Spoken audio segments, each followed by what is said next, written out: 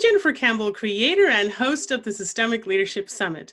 Welcome to this session. And in this session, we'll be looking at the renowned Cynefin framework, a framework for sense-making in a complex world.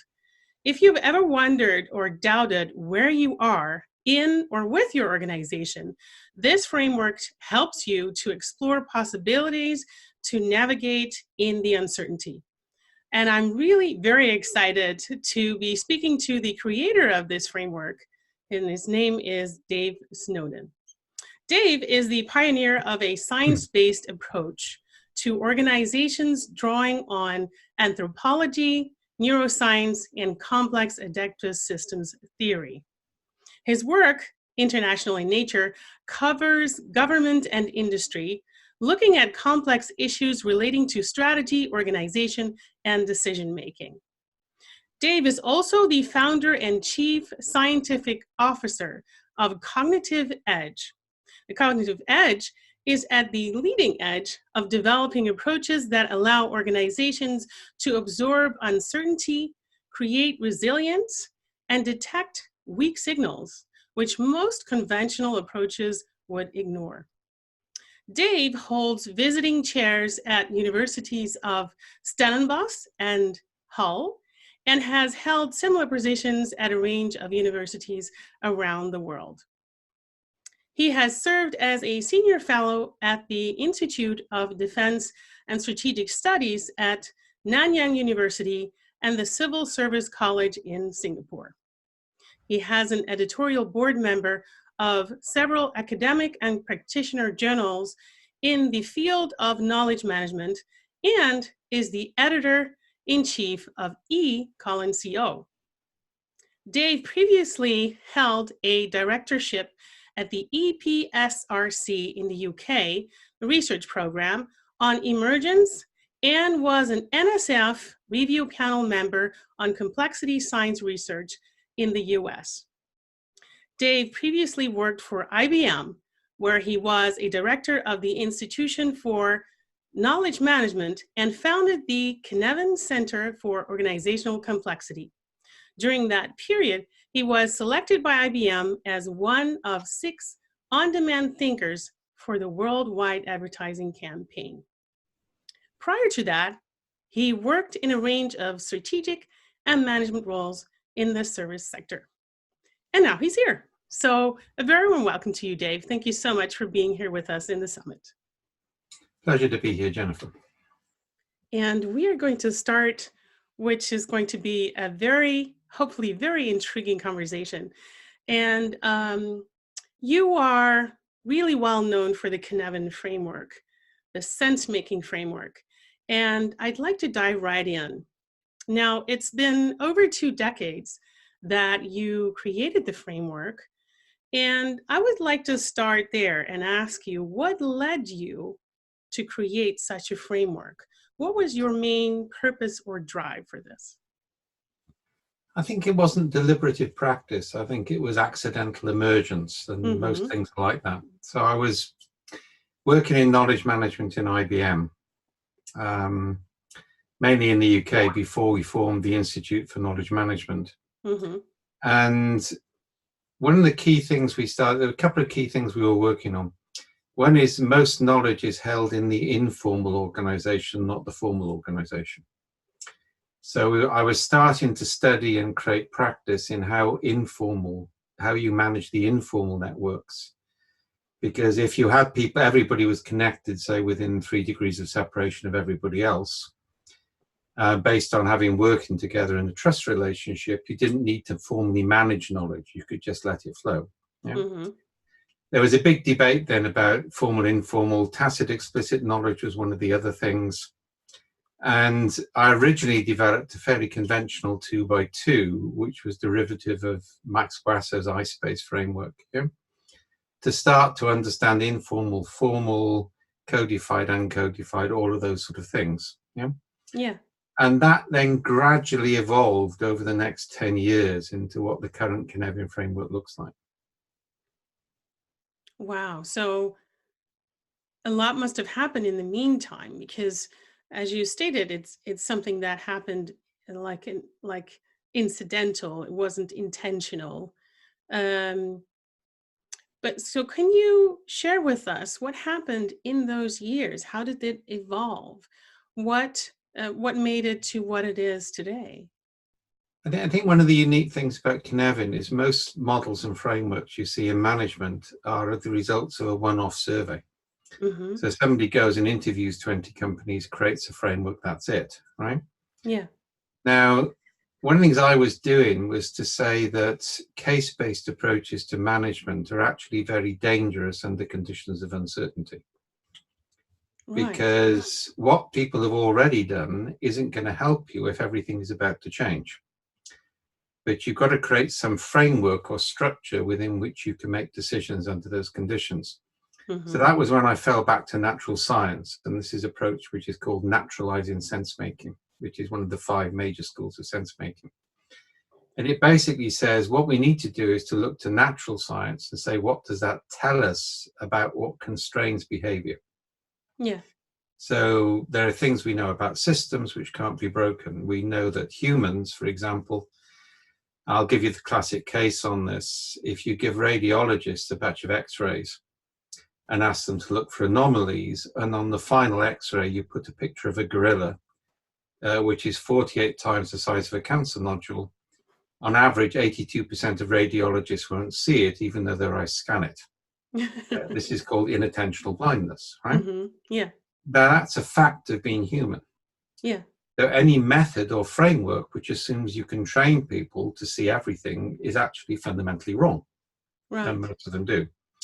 Hmm. So what happened over those 10 years was a mixture of things, was moving from knowledge management into corporate strategy, getting pulled into DARPA in the US. I got summoned down by the CIA, which was a bit of a shock one day. Oh. So when I was working in IBM.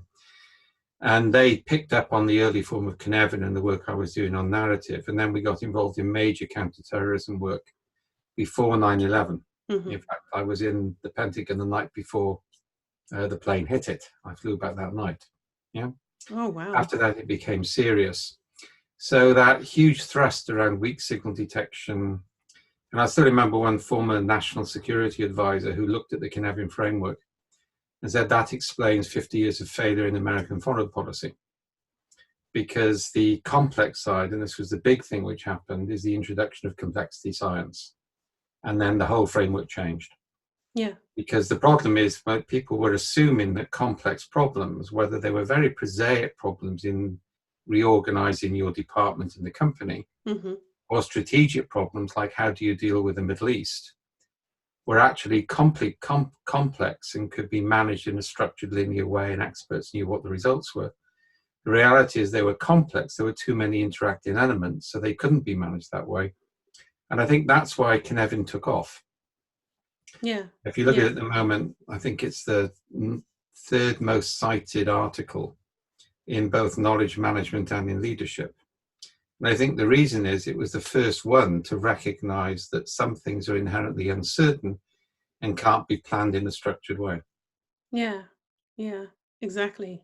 And thank you so much for these examples and sharing of your journey with the framework. So you will, there are a couple of things that really triggered me in the sense that what you said about as soon as you want to grasp something in a framework or a model, then it's usually based on something that was done before. And so it's like a reiteration of things that you found solutions for in the past, but they stop you in your tracks when you deal with complexity. So that's one thing. You also get the confusion of correlation with causation, which is endemic in management science. Yeah.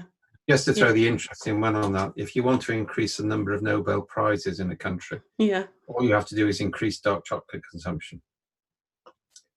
Because actually Nobel Prizes per head of population directly correlate with Nobel Prizes per head of population for the last 30 years.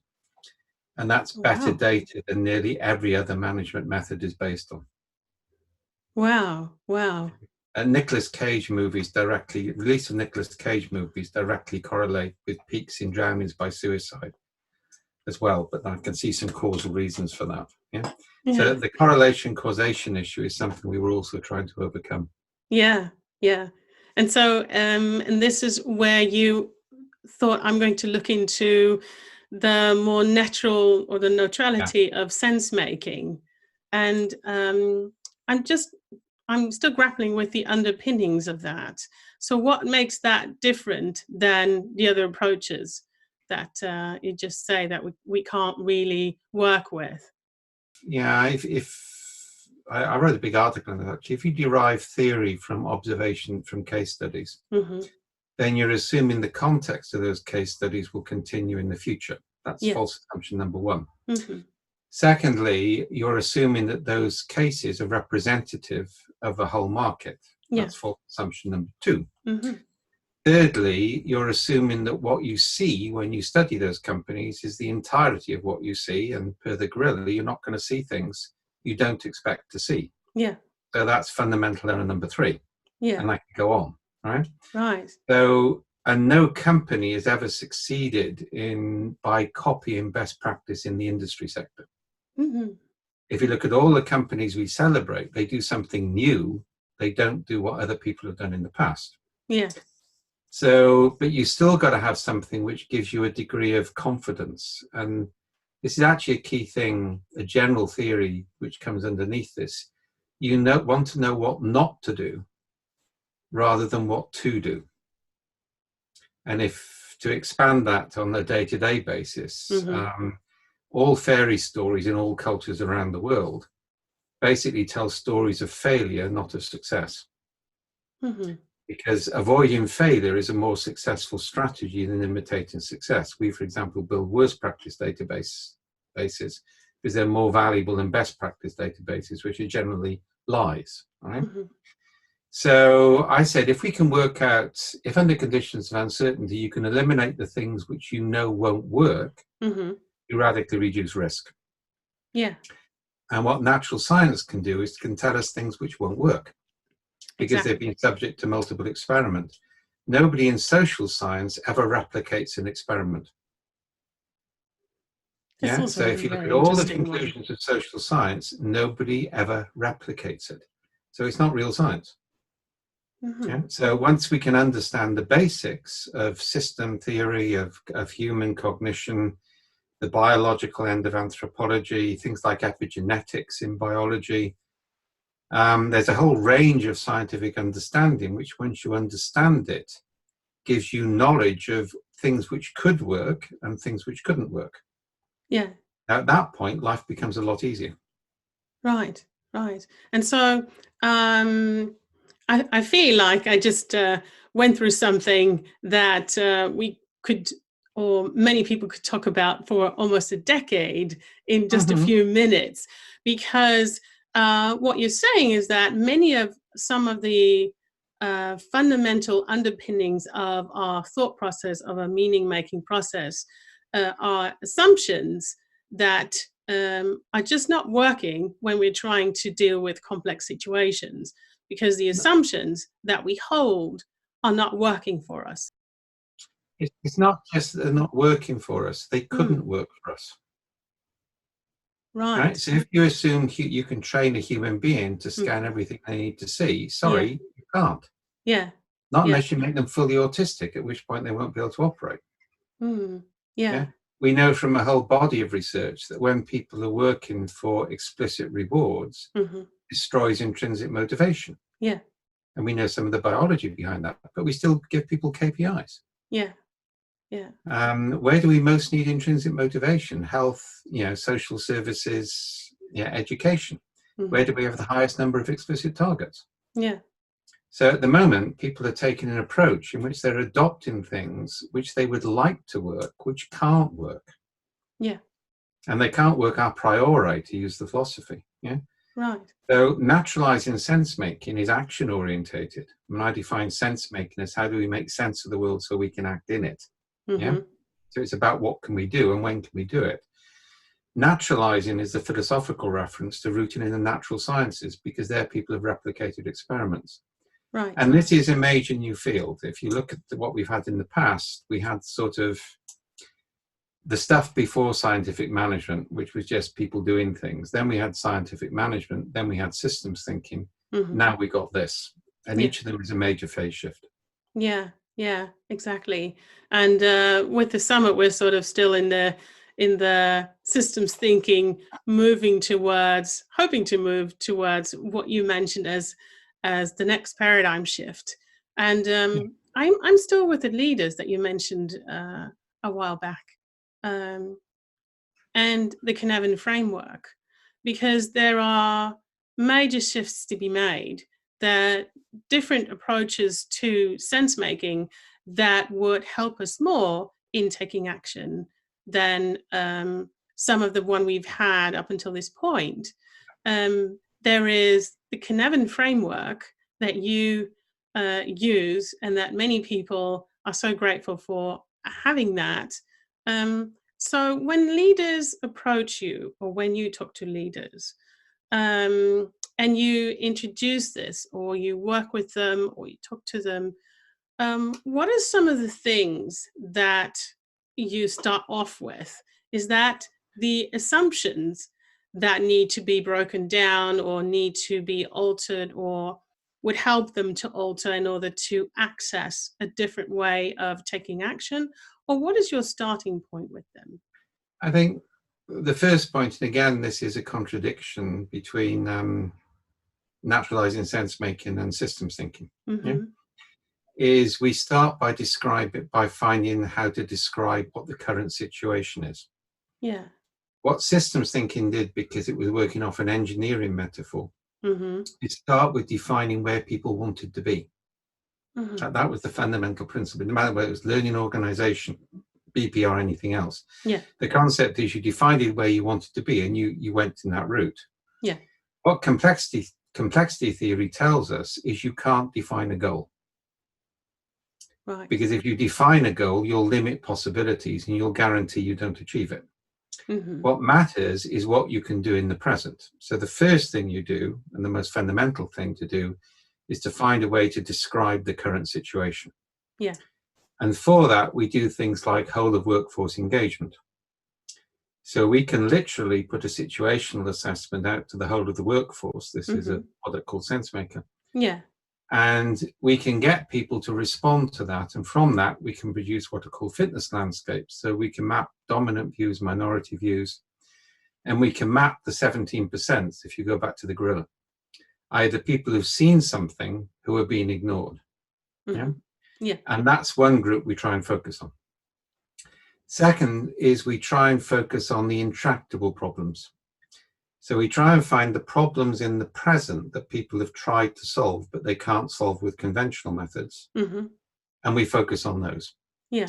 But to be honest, intractable problems, or wicked problems, if you want to take the popular phrase, although I don't like that, is one of the things complexity is really very good at. Yeah. Yeah. And the ability to involve the whole of the workforce in real time and to use your own workforce to diagnose a situation, rather than the bunch of overpaid consultants who are subject to their own cognitive problems, is absolutely key. So our first point, and it differs in each organization, if we're looking generically to describe the situation, sometimes also I'm called in on specific problems. So one thing we did for a company recently, and I obviously can't name them, is to actually do two things. One is to map the negative tropes about them in the market. Yeah. Without making their name explicit, right? The other was to effectively create the anti-stories around their current mission stroke purpose statement. So we got a cognitively diverse group of people to rip it apart and come up with all the anti-stories which should be told. Yeah. And show them what would happen. Because what executives do is they have these lovely sessions with people who work for them, with consultants who they pay, and they come up with wonderful things which sound great in the meeting room, and then they take them out into reality, and bang, they get hit. Yeah.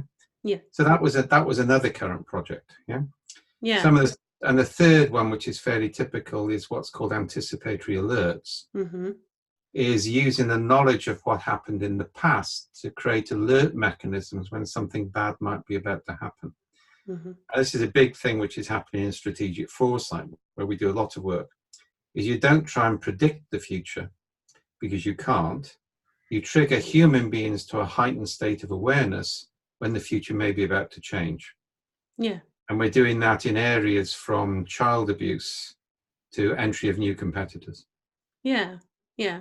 So if I sum up these three, and correct me if I'm wrong, but what I hear you say is that in the first example, one way of working in these complex situations is that you bring the whole workforce and have them involved, give feedback, especially also in combination with the intractable problems.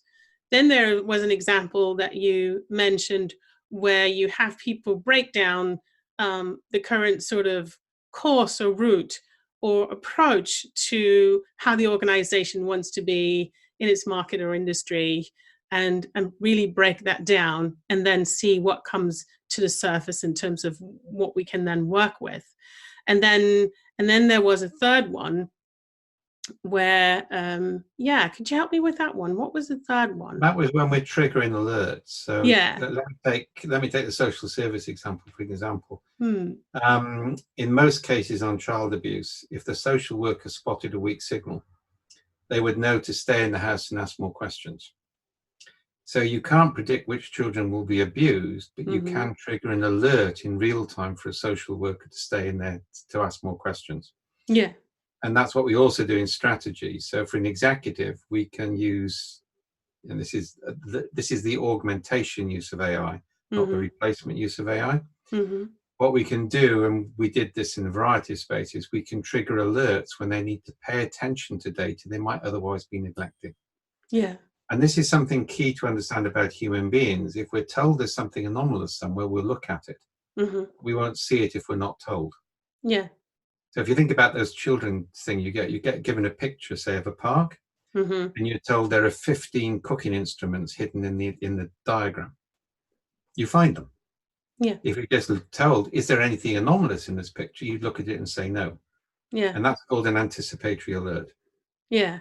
And that's what you meant in the third example. Yeah, and it's what leaders need to know where to pay attention. Yeah. And one of the things we can do is called disintermediation, is remove the interpretive layers between the decision maker and the raw data. So I did a big project, for example, once with a drinks manufacturer, where we were capturing narrative in real time in stores. And that was producing statistically valid output.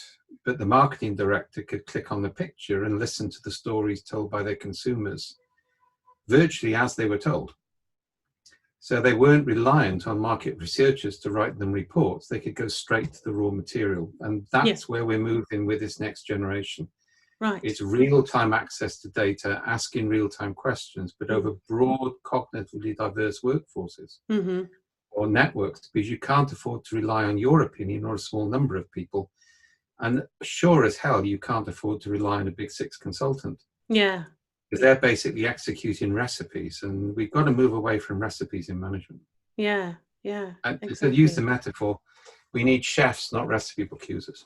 Yeah, yeah. And I think that something that's very important for the chefs is how they use the narrative. I've heard you use the word narratives a couple of times.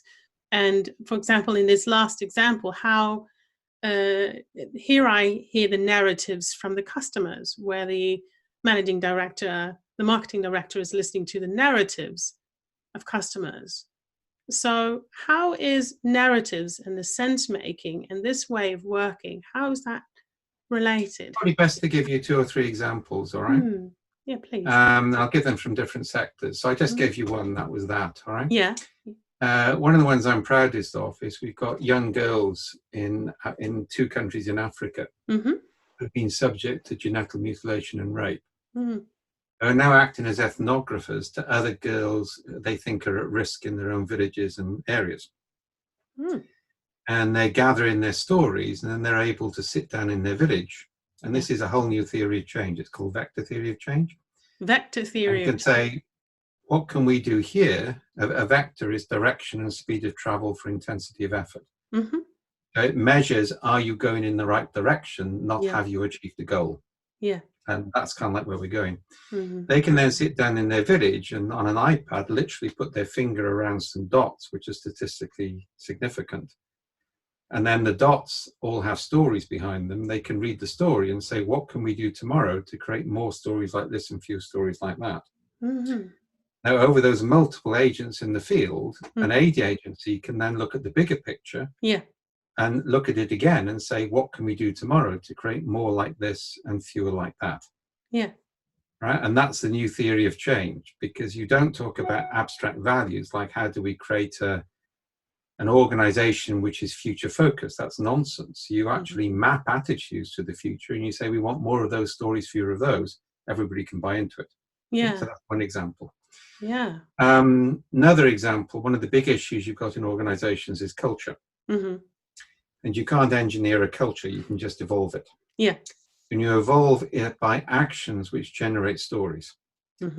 So culture is defined by the water cooler stories of the organization, not the responses to cultural surveys. Yeah. So we can map those.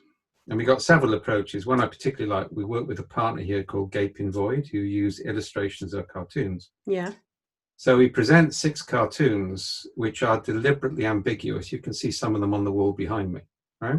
The best one I like is the one on the left, which says "same cross, different nails," which is one of the best ones I've ever seen. Makes you think, right? So we present 6 cartoons. People choose the cartoon which they think most represents the culture of the company and tell a story why. Yeah. And then critically, this is sense maker. They self-interpret their own story.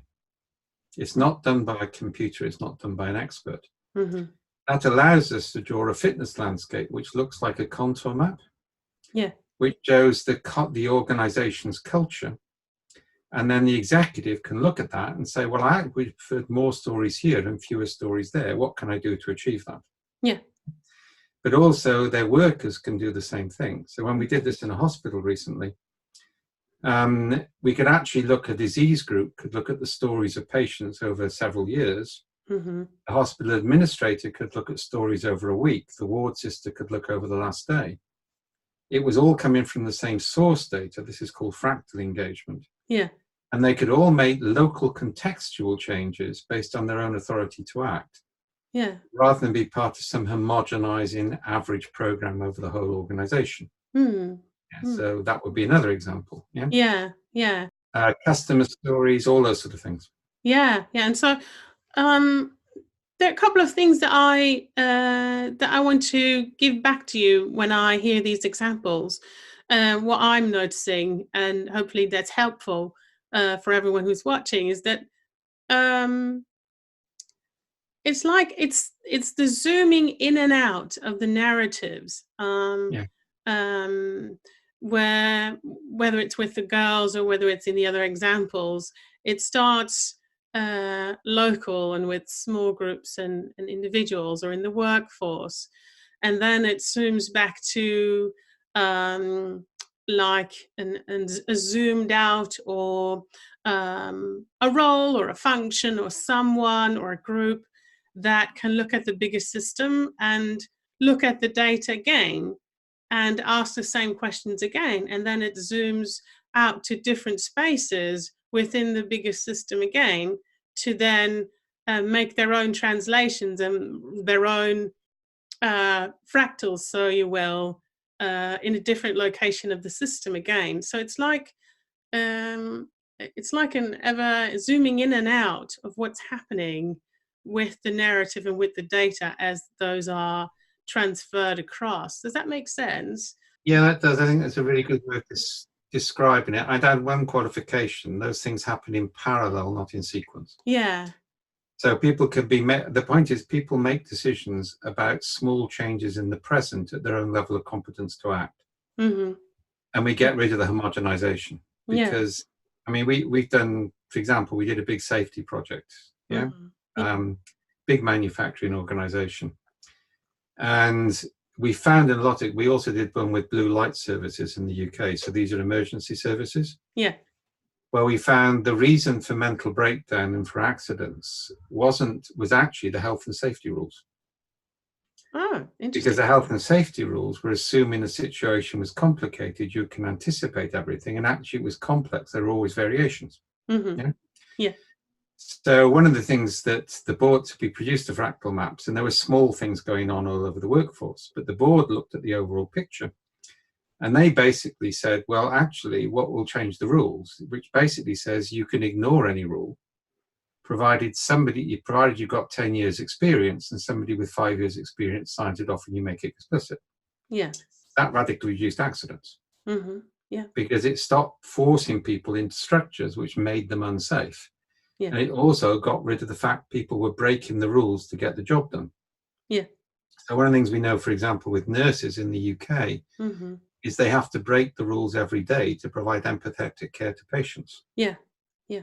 And that's the measurement issue again, right? So I think the other thing we're trying to do, somebody quite nicely the other day, I'm still quite proud of this, said I was creating epistemic justice, which has all sorts of academic references.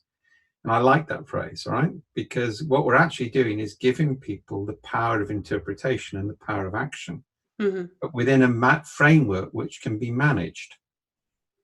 And it's worth remembering that the origins of the word manage in English, right, come from the Italians. And I can never pronounce this. I think it's menagore or something like that. But it means the ability to ride a horse in dressage. Oh, okay. Yeah. That was then corrupted by the French. Many things have been corrupted by the French, not as many as by the English, but many have, right? So I am Welsh. To household management. Yeah. Now, at the moment, we interpret management as household management, not riding horses. Yeah. And one of the ways I explain it is in a complex world, you're managing a pedigree horse. Yeah. Mm-hmm. In the complicated world, you're managing a household. And you need to realize that these are two fundamentally different styles. Yeah. Yeah. Exactly. And that brings us back to the Cynefin framework then, because we've had numerous examples now in our conversation about how you worked with different sense-making processes and different ways for organizations and communities and situations and people on projects to do the zooming in and out. I'm sticking to that for the lack of a better word for me. And how do you then use Cynefin in that context? So I'm just envisioning that someone has a question or someone wants to try and approach things in a different way because the action they've been taking has not worked within the context they have a role in. They work with you. Where does Cynefin come in? Is that at the beginning or? At the beginning and all the way through. I mean, Cynefin is a both and model rather than neither or. Okay. And this was actually one of the original drivers I didn't mention on your first question. I got really fed up of management fads. Right.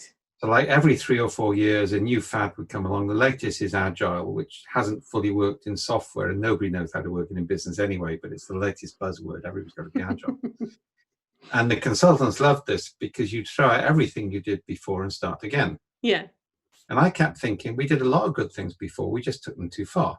Mm-hmm. So for example, there's nothing wrong with business process re-engineering, provided you use it in core manufacturing and for highly structured processes. There's everything wrong for it if you use it for customer relationships or employee relationships. Yeah. So the primary purpose of Cynefin is to make those divisions. Right. It's basically to say there's a lot that we know in the ordered spaces, which in Cynefin are either obvious, which means everybody can see them and everybody buys into them, like driving on the left in Britain, driving on the right in France. Yeah. Mm-hmm. Yeah. There are complicated situations where there is a right answer that an expert can discover. Mm-hmm. Yeah, and we got lots of methods for that, which we should carry on using. We shouldn't throw them out. Okay. Yeah? I'll tell you a Peter Drucker story on that in a minute. Right? But there's the complex world where actually we have to do parallel safe to fail experiments to see what's possible. Mm-hmm. An analysis and application of best practice will make things disastrously wrong. Yeah. So the fundamental purpose of Cynefin is where are we? What type of tools do we use? Mm-hmm. And we can carry on using the existing tools. Yeah. It was quite interesting here. I learned a very heavy lesson when I was young on the conference circuit, was doing my first keynotes. Mm-hmm. And I was quite honored actually because I was on a platform with Peter Drucker. Yeah. yeah, he was then 92, I think, or 93. Okay. I went on before him, so I did my level best, all right, and did an out-and-out attack on scientific management from a complexity perspective. And then he stood up after me, and there was a grin in the side of his face, all right? And you remember that famous American vice presidential debate where I knew Bob Kennedy destroyed the guy? Mm-hmm. Yeah. I got the equivalent of that. Yeah, and he was actually praised scientific management for a whole bunch of things. Yeah. So by this time, I was a puddle of humiliation in my chair, right? And he decided I was redeemable and took me out for dinner. Mm. And we then ran quite a few executive seminars together, which was fascinating. Yeah. And one of the conclusions we came to is that scientific management, which really goes from the 1920s to the 1980s, mm-hmm. had a huge amount of common with complexity thinking, which started then, right? Mm-hmm. And both of them fundamentally oppose systems thinking. Yeah. Because both of them automate what can be automated, but assume there is a role for human judgment. Yeah. What we've seen with systems thinking, particularly in HR, is a complete removal of human judgment and management by process and spreadsheets. So that's another driver from Cynefin. The Cynefin framework is designed to legitimize what you have been doing for some time, but realize its limits and do novel things on the other side of those limits. Yeah. Yeah. And again, just to reiterate, so it's a framework, it's a sense-making framework that helps you answer the question, where are we? And where, in a sense that where are we with our, for example, our organization or our department or our industry? And also what type of problems are we facing?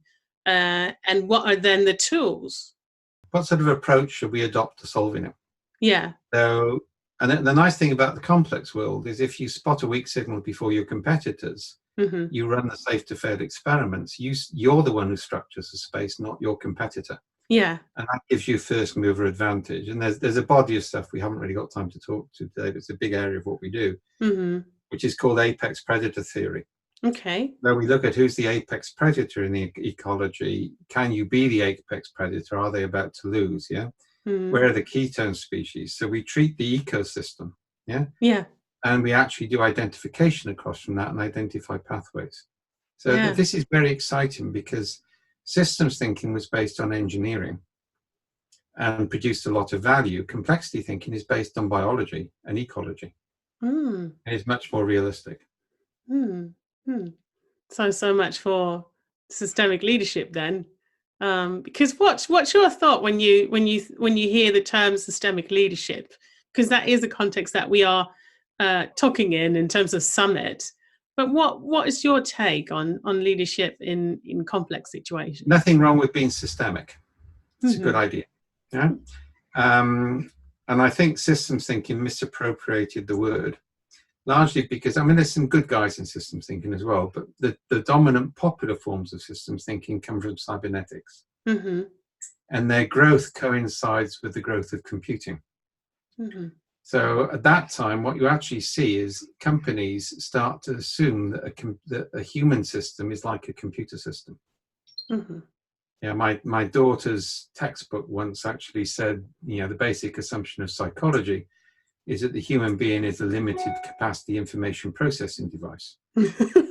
At which point I withdrew her from the course, all right? And philosopher got to do sociology, which is a major sacrifice, right? But you can see this in the 80s and 90s, is the language of computers starts to intrude on human systems. And that's actually fundamentally wrong. Carbon isn't the same as silicon. Yeah, so a computer can play Go, but if you change the rules of Go, the computer can't adjust like a human being can adjust. No. So one of the things Cynefin is about is when you use automation and when you don't. Yeah, when you focus on augmentation to overcome cognitive, and we don't talk about cognitive biases. They actually don't really exist. They're cognitive heuristics. Evolution doesn't produce things which don't have utility. If we didn't have so-called cognitive biases, we'd be swamped by information. Right.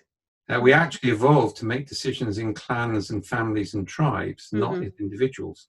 Yeah. So a lot of what we're doing is go back to that, which actually means we also learn from military, because military operates on a tribal and clan type basis. And they're really very successful at handling uncertainty, far more than industry. Yeah. I'm just glad what you said just now about evolution, not bringing about things that you can't use.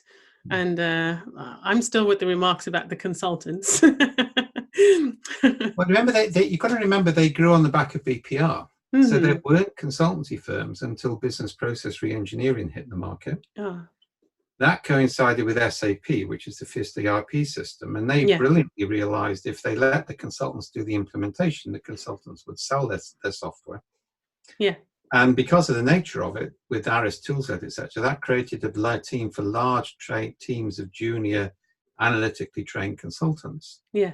Yeah. That suddenly massive growth in the management consultancy business, and that's when business schools started. Yeah. You now get this nonsensical situation where somebody does a BA in business studies, which I don't think is a valid degree anyway, right? Then they do an MBA, then they become a big consultant, then they move sideways into industry, and they've got no experience. Mm. So they're making decisions by numbers. Yeah. When I was a general manager, I wasn't allowed to go on a general management program till I'd done a year in sales, a year in production, and a year in support and hit my targets. Mm-hmm. Because the contention was until I had the experience of doing that, I couldn't make executive decisions. Yeah. And that was completely true. If you've actually not been able to pay your mortgage this quarter because you haven't made a sale, you understand salesmen the way you can't if you've never done the job, and so on. And that was one of the points Drucker and I made, all right, is scientific management had an apprentice model of management. Yeah. You'd actually done the job before you got to be promoted to manage people who had otherwise done it. Yeah.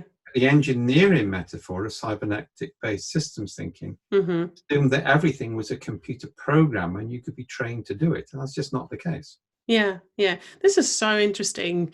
And this is a slight sidestep, but something just clicked for me in terms of when I was a young student, I started doing business informatics first.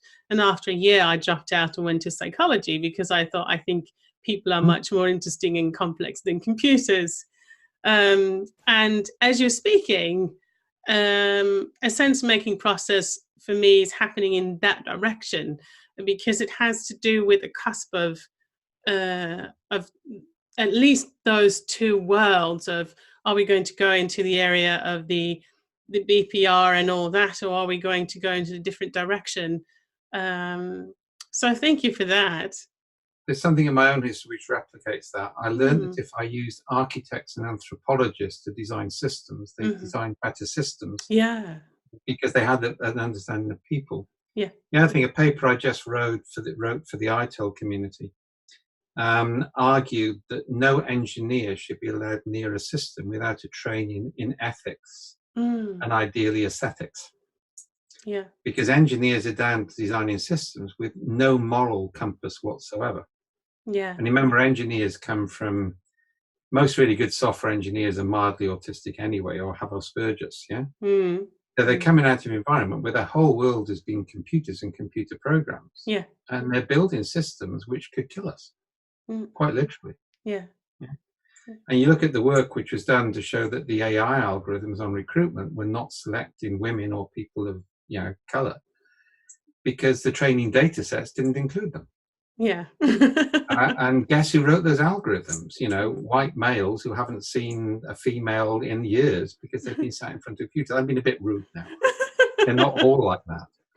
But we have got a major problem on this because we're building systems which change humanity with people who don't have the sort of Aristotelian training to actually make good decisions which are ethical. Yeah, yeah. And so I'm just going to look at the question where we are. And I know that the Cynefin framework helps with answering that question. And I'm also looking at where we are in our conversation. And up until this point, we've been talking about the framework and how it helps, but especially about numerous examples of what you do in the area of sense making and different approaches and processes that you help leaders and others who approach you with in terms of when they're trying to answer those questions, like where are we, what tools do we use, what approaches can we take, and also your how things evolved for you in the sense of what are my approaches that I find that are working and that are not working, that are helpful or not helpful, that help create, let me say, healthy systems or human-friendly systems compared to not so human-friendly systems, and what can we do in that realm? And what I'd like to zoom into, in the middle of the Cynefin framework, there's also disorder. Yeah. And so I think that we looked at the other areas, so the simple, especially the well-known mix-up between complicated and complex. But what about chaos? And what about disorder, which is in the middle? What can leaders do there? Let's start with chaos and go on to disorder, right? Please. So basically, fundamentally, you're talking about three systems: ordered systems, complex systems, chaotic systems, and there are phase shifts between them. Yeah. That's important to realize. So you boil water up to 100 degrees. It doesn't immediately become steam. You have to put more heat into it. Yeah. Right? That's called latent heat or a phase shift. All right. So something is complex or it is chaotic. There is a phase shift between them, and they involve energy gradients, which is important. Right? Yeah. Yeah. So chaos is in art, and there's no full agreement in the literature on this, by the way. This is a new field, right? So I'll define my terms. Yeah. Deterministic chaos people don't like this. And I've got no problem with what they do, but we just haven't got a different word yet, right? So chaos is the absence of constraints. Right? Now that means it's quasi-random. Yeah. So it never exists except on a temporary basis. Yeah. So there's a phrase from Axelrod: order comes for free. Yeah. So if you get a sudden absence of constraints, somebody will impose them. Yeah. Yeah, it's just the way things work. Yeah. So if you overstructure a system, and I gave the example of the nurses breaking the rules every day. Yeah. Yeah. Sooner or later it will fall over the edge into chaos. The boundary between obvious and chaos is a cliff. Yeah. If you fall over it, you can't recover. You don't know where you'll get out of it, right? The boundary between complexity and chaos, and this is called the liminal state, is where we do the mass sense. Yeah. So what you do is you make sure there are no connections between anybody when they assess the data. So you've got a normal distribution and objective wisdom of crowds. Yeah. Yeah. So that's a good use of chaos, but it's difficult to achieve. Okay. Disorder, on the other hand, has two areas. One is illegitimate. So it's a state of not knowing which system you're in. So you assume everything is ordered or assume everything is chaotic or whatever, right? And it isn't. That's a bad place to be. That eventually suffers some sort of death, right? Then there's a transitionary state, which is where you often start with Cynefin in a company, is let's assume we're here and decide where we put things. Yeah. Yeah. But it's also where you want to move things between domains. A large part of Cynefin is deciding to shift things. So in software development, for example, tools like Scrum, their great power is their ability to move from the liminal area of complexity, the boundary area with order, and make complex complicated. That's their power. Yeah. Yeah. So most of the time you're moving things between domains, either moving them to order for exploitation or moving them back into complex for exploration. That's another classic divide. If you want to achieve radical shift, then you move things into disorder. Right. So you don't say, I'm going to make this complicated thing complex. You say, I'm going to make this complicated thing disorder and see where it comes out. Right. And that's actually a more risky strategy, but it can be sometimes necessary. So disorder has two states, illegitimate and legitimate. It also requires a totally different approach. I mean, what does it require of people to actually move into disorder? Because you ask different questions, or maybe you don't ask anything at all. There's another important phrase, and this is from Alessia Geraro, all right, which is the system context-free or is it context-sensitive? So interventions in an ordered space are context-free. In a complicated space, they're always context-sensitive, which is why you can't repeat an intervention which worked a week ago may not work today.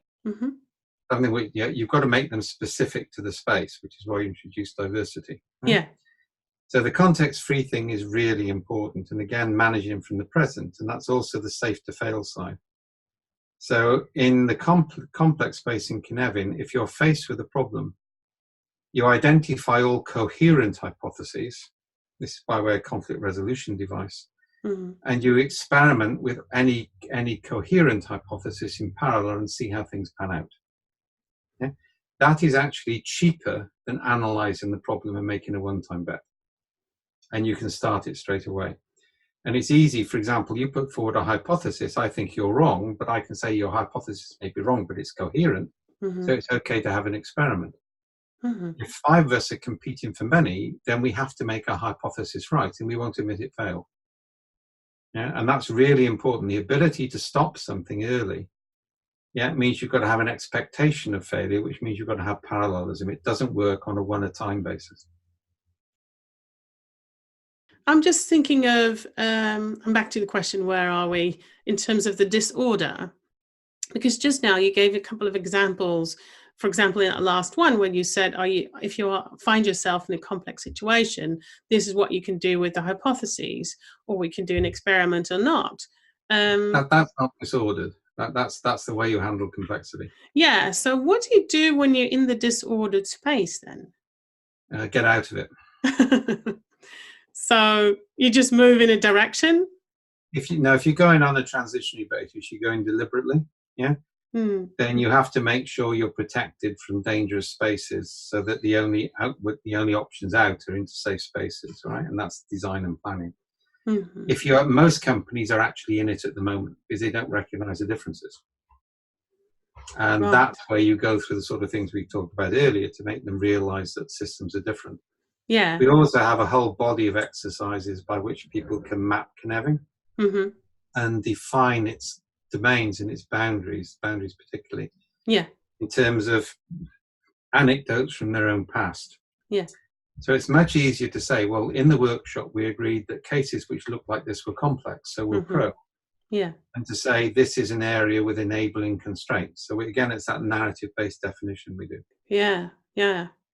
And what stops me in my tracks is that you say that many companies find themselves actually in the disordered sort of realm because they don't know where they are and they don't know where to move or how to get out of it.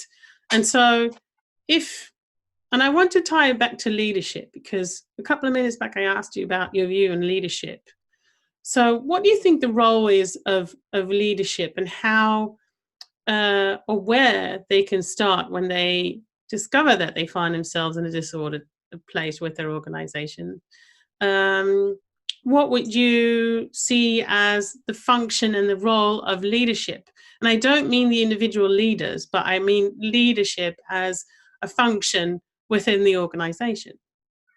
Well, the Harvard article that Boone and I wrote, over 10 years ago, which is still, I think it's the top third cited paper on leadership.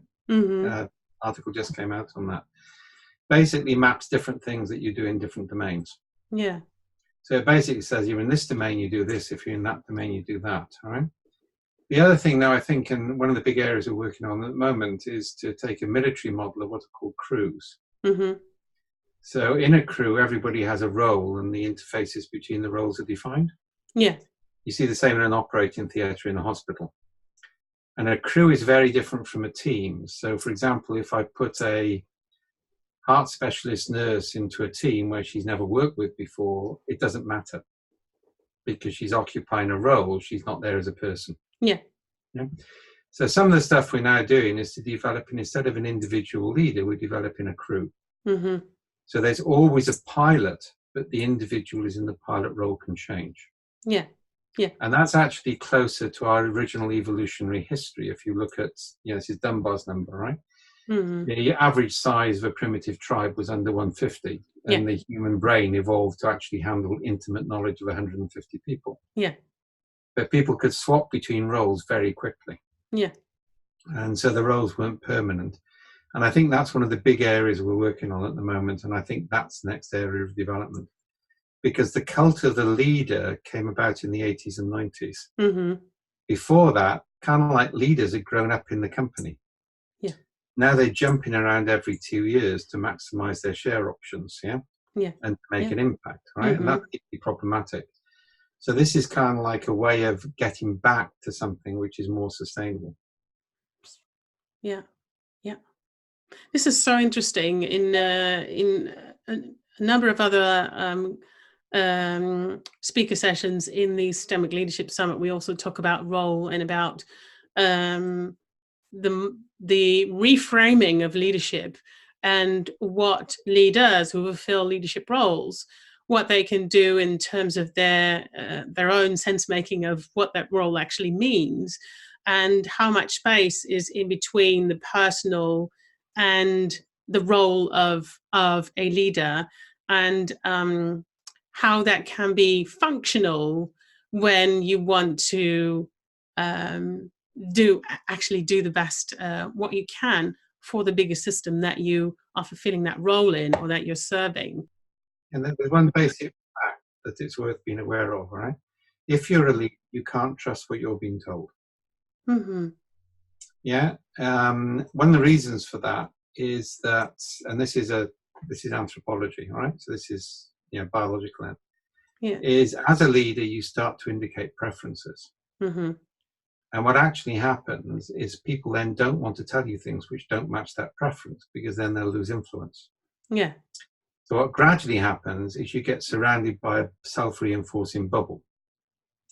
And that happens to every leader. It can't be avoided. So you can't say, I'll be more open. It's not about your personal qualities. It's actually the information you're being fed will reinforce your own beliefs. Now that's where we do things like, well, look at it from a whole of workforce point of view and find the 70% who think differently and go and talk with them. And you can't do that by just an intention. You've got to do it by a process. Thank you for that. That's very helpful in terms of having an example or a way of approaching it, and seeing also what the limitations of the role are. And we talked about narratives also, and data and information, and what type of information comes to you in your role and what doesn't.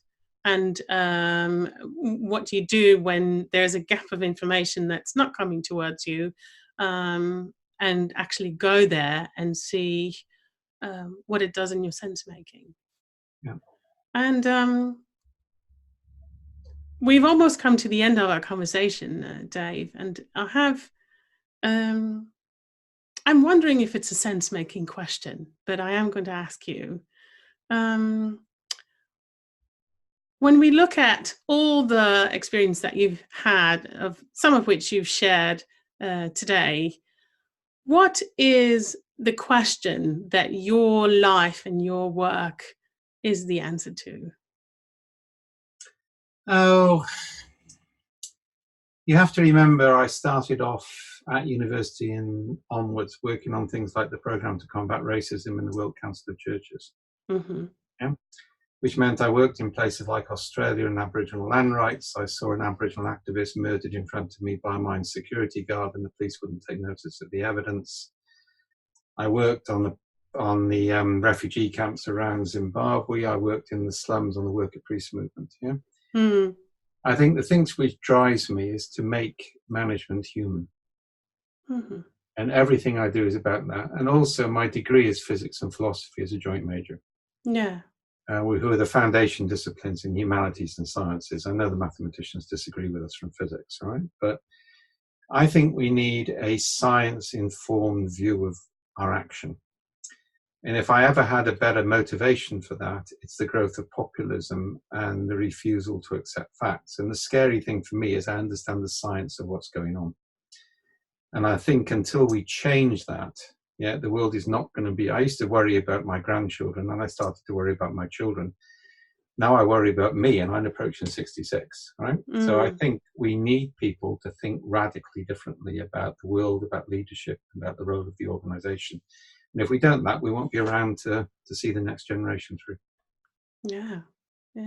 Wow, thank you for answering that question. With that regards, one more last one then. To everyone who's watching and normally we have leaders in profit and non-profit. We have professionals who are all kinds of professionals who work in HR or change or strategy, who are watching. We also have people who fell in love with systemic work and who are active in that. So we have a high diversity group of people from all kinds of different countries who are watching these sessions. If there were one thing that you would like them to take away from this session, if that were up to you, then what would that be? If you don't know the theory, you shouldn't be practicing. Mm-hmm. Yeah, you need to have theory-informed practice. I mean, this is called praxis, you know? Mm-hmm. Theory without practice, you know, it can't scale. Practice without theory produces disaster. And therefore, if you haven't got it yourself, you need access to it. This sort of highly empirical, oh, it worked for them, it works for me, is very dangerous. So start to read and don't read summaries, and start to talk with people and learn around the field, and probably don't look at management textbooks. Mm-hmm. We're going to end on this note. Pleasure.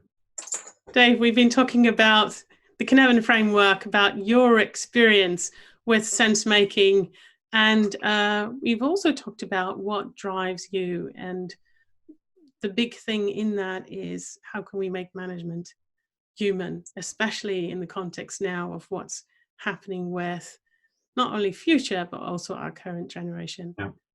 Thank you so much, Dave, for being here in the Systemic Summit with us. Real pleasure. Thank you. And to everyone who's been watching, I hope you really enjoyed this session as much as I have. And if you want to continue the conversation about this session or other sessions in the summit, then please go to our online community space. Thank you so much for tuning in today. See you next session. Bye-bye.